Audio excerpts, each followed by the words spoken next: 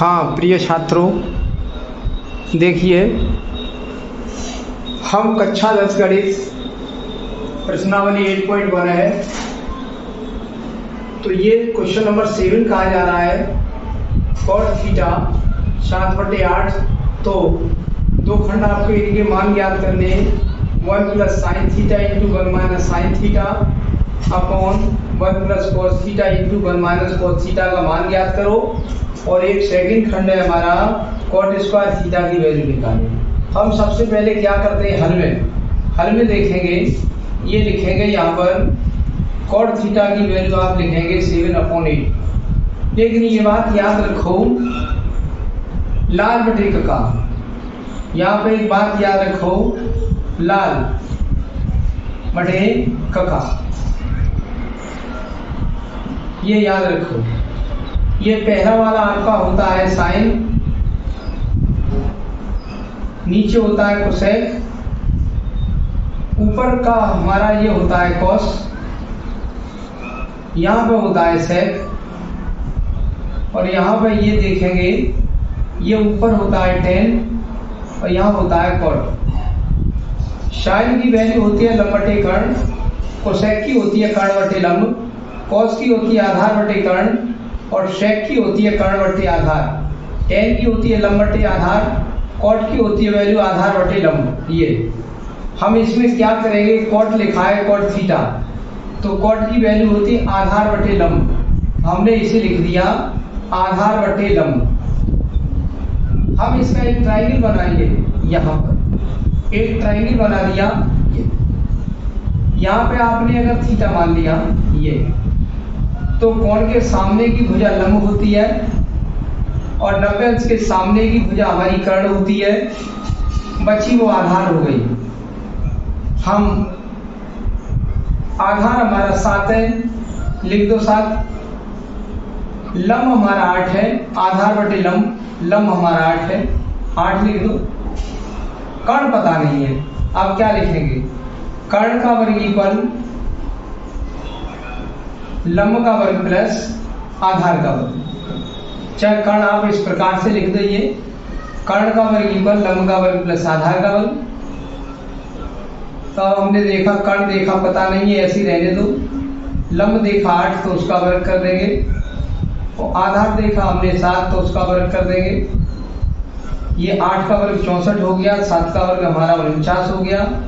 64 और 49 जोड़ देंगे, 9 4 13 की 3, 6 4 10 11, 113 हो गया कर्ण का स्क्वायर।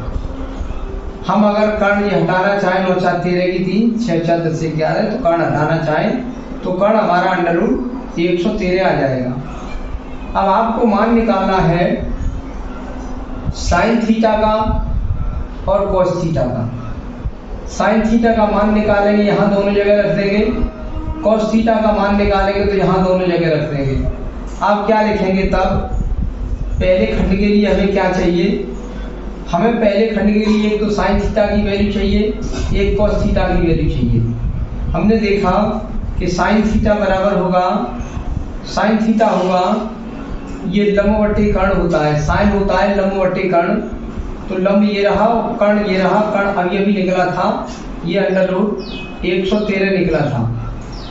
हम लंब की जगह ये साइन थीटा होता है लंब बटे कर्ण, लंब की जगह 8 रख देंगे और कर्ण की जगह हम √113 लिख देंगे। ये हो गया कॉस थीटा। और हमें निकालना पड़ेगा कॉस थीटा। कॉस थीटा हमारा होता है आधार बटे कर्ण, कॉस होता है आधार बटे कर्ण, लिख देंगे आधार बटे कर्ण।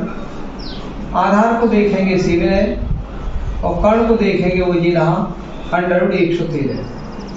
अब आपको जिस किसी का मान निकालना हो उसका मान रख दो। तो पहला खंड हमारा बना, तब हमारी संख्या बन के तैयार हो गई 1 + sin थीटा, एक में हो गई 1 - sin थीटा, और नीचे हमारा मान है 1 + cos थीटा, और लिख देंगे 1 - cos थीटा। इनकी वैल्यू रखेंगे हर जगह। वैल्यू रखने के बाद हम एलसीएम ले लेंगे, और एलसीएम लेने के बाद इसे सरल करते जाएंगे, आपका आंसर आ जाएगा। इसकी हम आप वैल्यू रख रहे हैं 1 तो ऐसा ही छोड़ दो, प्लस साइन थीटा की वैल्यू ये वाली लगा दो 8/√113 और एक पुस्तक में 1 माइनस साइन थीटा की वैल्यू फिर यही लगा दो 8/√113 अपॉन नीचे आ गए हम 1 प्लस कॉस थीटा की वैल्यू ये लगाएंगे 7/√113 और एक पुस्तक में लगाएंगे 1 माइनस फिर लगा देंगे 7/√113। ये रहा, ये साइन की वैल्यू दोनों जगह लगा दी, कॉस की वैल्यू भी दोनों जगह लगा दी। ऊपर एलसीएम हो जाएगा, नीचे एलसीएम हो जाएगा। एलसीएम से एलसीएम काट देंगे, बचेगा तब उसका देखा जाएगा। तो देखो क्या करते हैं, अब हम उस साइड में करके दिखाएंगे आपको। उस साइड में करते हैं हम,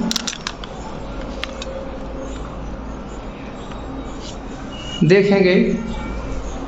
अब ये वाली वैल्यू जो हम लगाएंगे यहाँ पर हम आप एलसीएम ले लेंगे।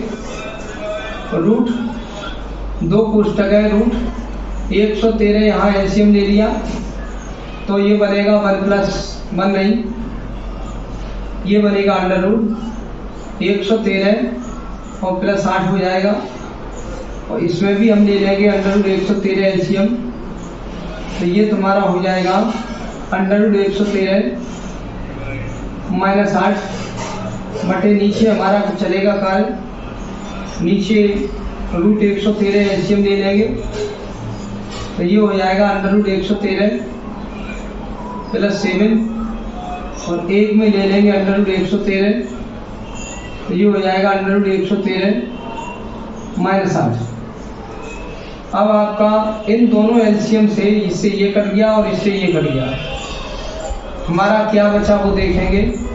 √113 प्लस 8 यहाँ पर आपके 7 है और एक पुस्तक में √113 माइनस 8 अपॉन नीचे आ गए √113 प्लस 7, एक में हो गया √113 माइनस 7। हमारा ऊपर वर्गांतर लग जाएगा, एक में प्लस हो एक में माइनस हो, संख्या सेम हो तो ऋण के दोनों टुकड़ों का वर्ग कर देंगे।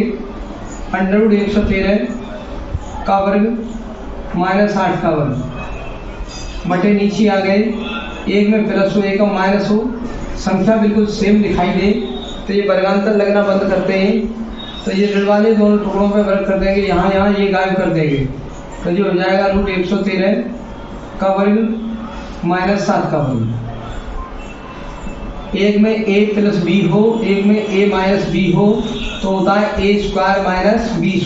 वर्गांतर का सूत्र बंद कर देंगे, एक में a प्लस बी हो, a माइनस बी हो तो सूत्र a² माइनस b² का हो जाएगा। ये a है, ये b, ये a, ये b।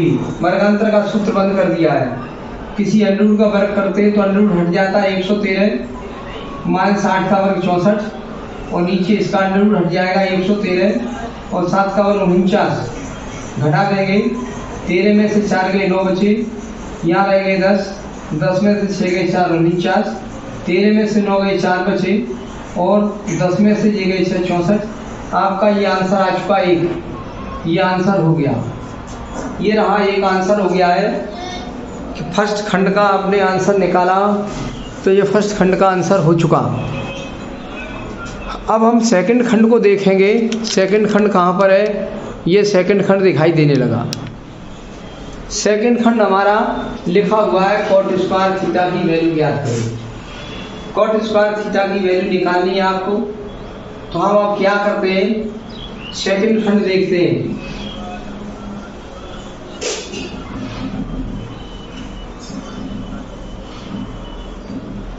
ये सेकंड खंड है हमारा। सेकंड खंड में क्या है, cot स्क्वायर थीटा की वैल्यू निकालेंगे इसकी। तो हल में क्या करेंगे, cot का मान तो ये दे ही रखा है, हल में लिखेंगे cot स्क्वायर थीटा की वैल्यू निकालनी है आपको। तो cot का मान हमारा 7/8 दे रखा है ये वाला, इसकी जगह 7/8 लिख देंगे। उसका वर्ग 7 का वर्ग आपका 49 हो जाएगा और 8 का वर्ग 64 हो जाएगा। ये सेकंड खंड का आंसर हो गया। ये आपके दोनों खंड हो चुके हैं। ये क्वेश्चन नंबर 7 समाप्त हो गया। हाँ विद्यार्थियों, ये देखेंगे हम कि 3 cot A = 4, तो जांच करो 1 - tan square A upon 1 + tan square A equal cos square A - sin square है या नहीं, ये आपको जांच करनी है। यहाँ पर हमारा साइन होता है साइन। अब ये भी याद होना चाहिए, साइन होता है लंब बट्टे कर्ण, कोसेक होता है कर्ण बट्टे लंब, कॉस होता है आधार बट्टे कर्ण, सेक होता है कर्ण बट्टे आधार, टेन होता है लंब बट्टे आधार, कॉट होता है आधार बट्टे लंब। ये याद कर लो इनको। ये होता है लाल बटे कखा। सबसे पहले हल में क्या करते हैं, हल जो आपका यहाँ दिया उसे देखेंगे। ये हमारा दिया है 3 cot A = 4। यहाँ से cot A की वैल्यू निकालो। cot A = 4/3। cot की वैल्यू आ चुकी। अब cot होता क्या है, cot है आधार बटे लंब। लिख देंगे यहाँ पर आधार बटे लंब। आप एक ट्रायंगल बनाएंगे, यहाँ पर एक ट्रायंगल बनाएंगे। ये ट्रायंगल है हमारा, cot के साथ A कोण है, A हम यहाँ लिख देंगे A। कोण के सामने की ये भुजा लंब हो जाती है और 90 अंश के सामने की भुजा कर्ण हो जाती है। बची वो आधार हो गई। ये कोण के सामने की भुजा लंब हो गई, 90 के सामने की भुजा आधार हो गई, नहीं 90 के सामने की कर्ण हो गई, बचा वो आधार हो गया। ये आपका कोण है, ये आधार है, ये अलग अलग है। ये तो हमने देखा कि आधार का मान हमारा 4 है तो लिख दिया यहाँ पे 4, लंब का मान 3 है तो यहाँ पे लिख दिया 3, कर्ण हमें पता नहीं है तो क्या लिखेंगे, पाइथागोरस प्रमेय से क्या होता है, कर्ण का वर्ग बराबर लंब का वर्ग प्लस आधार का वर्ग, कर्ण का वर्ग इक्वल लंब का वर्ग प्लस आधार का वर्ग। कर्ण हमें पता नहीं है, लंब देखा 3 हो गया 3 का वर्ग, आधार देखा 4 है उसका वर्ग, 3 का वर्ग 9 हो गया, 4 का वर्ग 16 हो गया, जोड़ करके 25 हो गया। हमारा कर्ण का वर्ग बराबर 25 चल रहा है तो कर्ण का मान 5 आ जाएगा। लिख दो यहाँ पर 5 लिख दो, कर्ण का मान 5। अब आपको ये tan की बात चल रही है तो tan निकाल लो और एक आपको cos निकालना पड़ेगा, एक sin निकालना पड़ेगा। तब हमने tan A का मान निकाला, tan A का मान, tan A का मान इसके लिए निकालना पड़ेगा। tan होता है लंब बट्टे आधार। लंब को हमने ढूंढ लिया 3 है, आधार को ढूंढ लिया 4 है, और हमें क्या निकालना है, cos A निकालना है। cos A का मान हमने देख लिया, आधार बट्टे कर्ण, आधार बट्टे कर्ण, आधार देखा हमने 4 है, कर्ण निकला 5, ये cos A भी आ गया। हमें एक sin A और चाहिए, ये sin A का मान चाहिए, sin A का मान, sin का मान होता है लंब बट्टे कर्ण, लिख दिया लंब बट्टे कर्ण। लंब का मान देखा 3, यहाँ पे लिख दिया 3, कर्ण का मान देखा 5, ये लिख दिया 5। हमारे 3 मान आ गए, tan A, cos A, sin A। tan इसमें लग जाएगा, cos यहाँ लग जाएगा, sin इसमें लग जाएगा। अब आप ये LHS ले लो,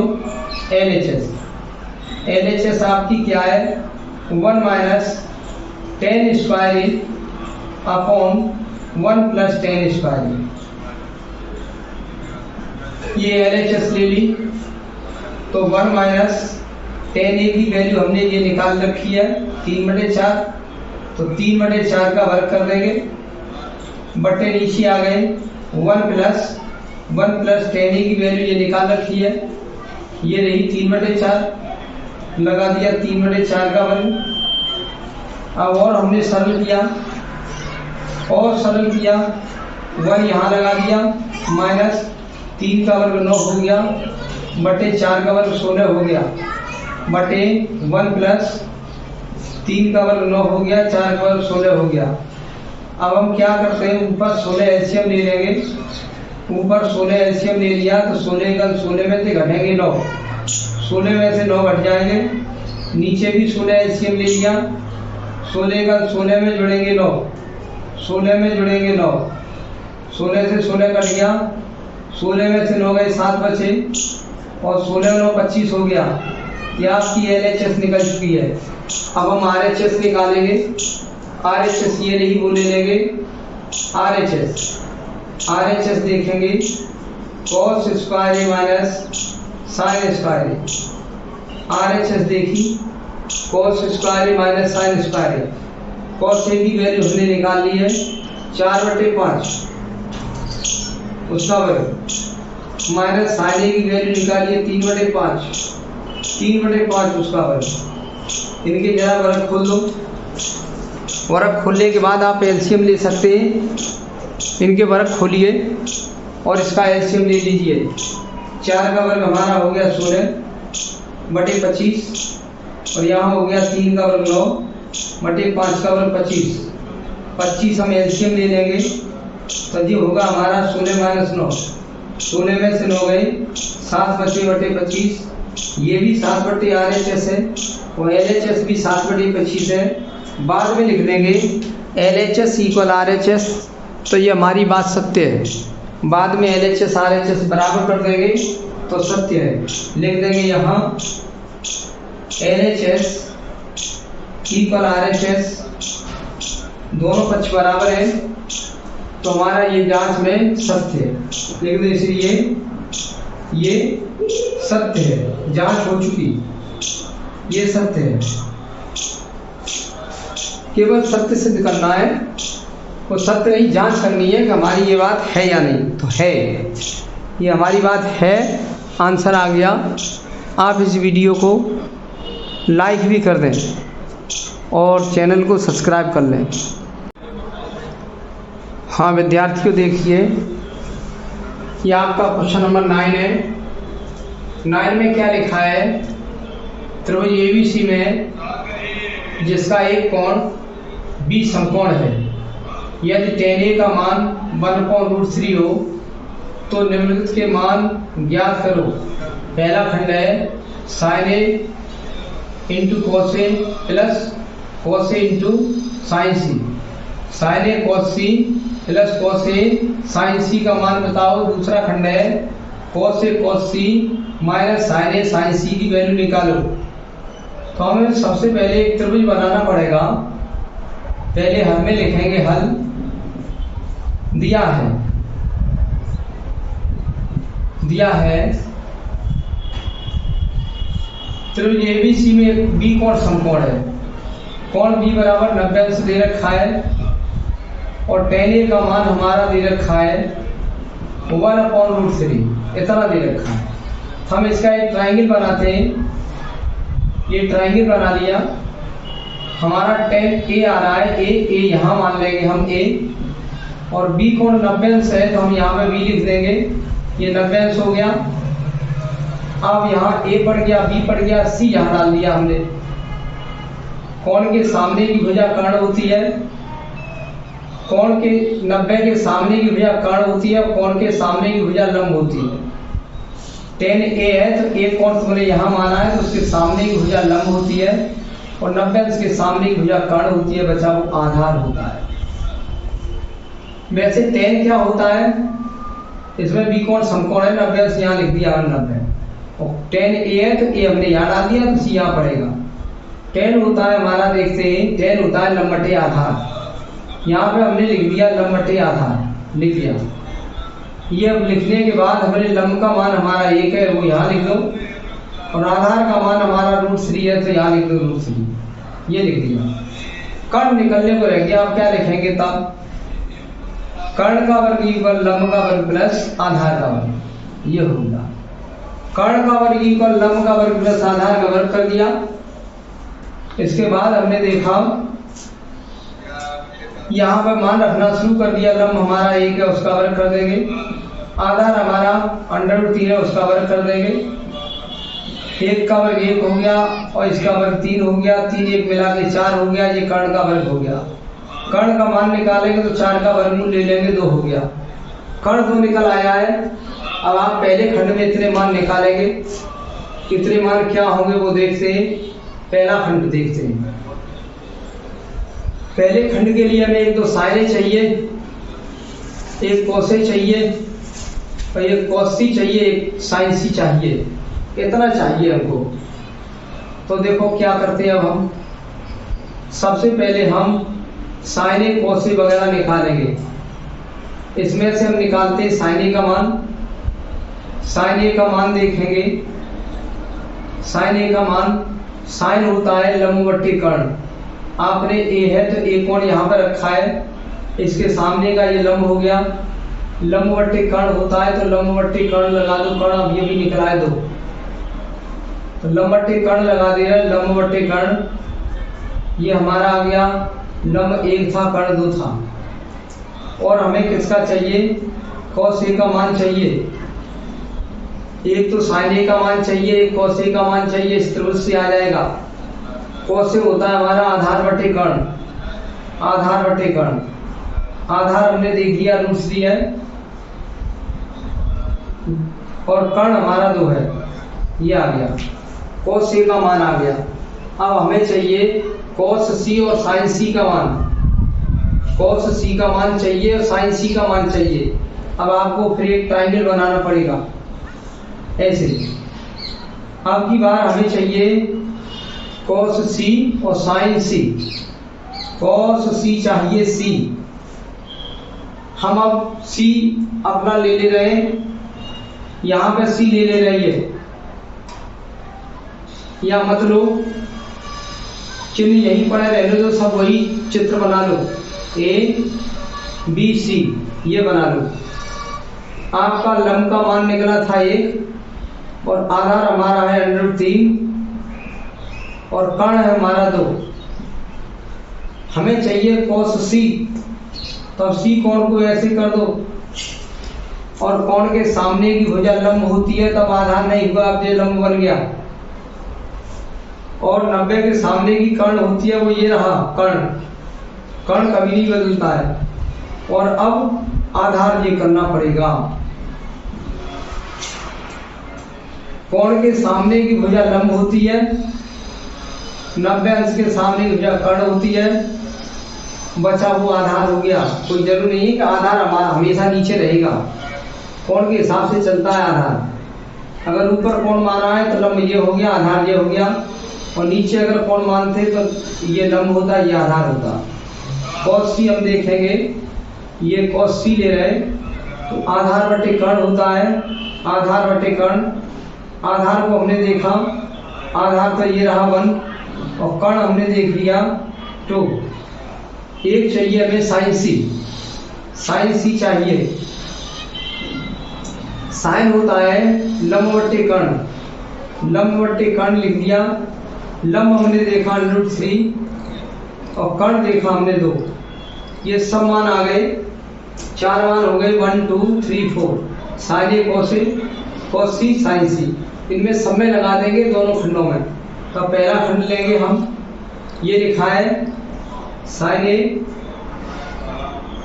cos C plus cos A sign सी, ये लिख दिया। साइन ए की वैल्यू ढूंढ लो 1/2, कॉस सी की वैल्यू ढूंढ लो 1/2, कॉस ए की वैल्यू ढूंढो √3/2, साइन सी की वैल्यू ढूंढो √3/2। यहाँ पे 1 का 1 में मल्टीप्लाई कर दिया 1 और 2 दूनी 4।